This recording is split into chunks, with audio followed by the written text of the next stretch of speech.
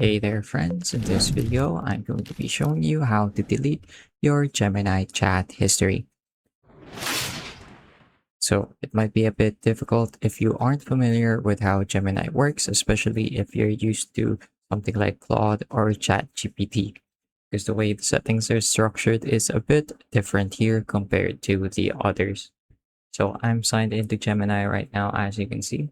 And what I'm going to do is I'm going to click on the settings icon at the bottom left-hand side of my screen.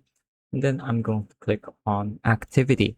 So you'll notice that instead of having to open the settings panel and then maybe going somewhere like privacy or personal data or stored chats, you go straight into the activity panel here.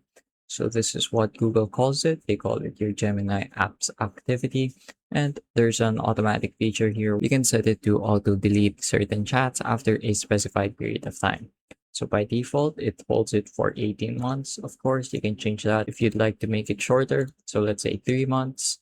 After 3 months, I want my data to be gone. That's pretty much how to do it. Alternatively, if you'd like to get rid of everything from the get-go or maybe just individual things, as you can see here, if you scroll down, you're going to see your activity with Gemini. So if you want to delete a singular chat, that's how you would do it. And you can also delete specific days. So let's say I want to delete this specific day, June 17.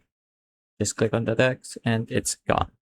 If you'd like, you can also delete everything from a custom range or from like the start of your account right here by clicking on the delete button right below your Gemini apps activity settings. So once you're done and you've deleted everything, the next time you go back into Gemini, you should notice that your chat history has changed in the way that you've chosen. That's pretty much it for this video though. I hope I was able to teach you something new and something useful. And as always, thank you for watching.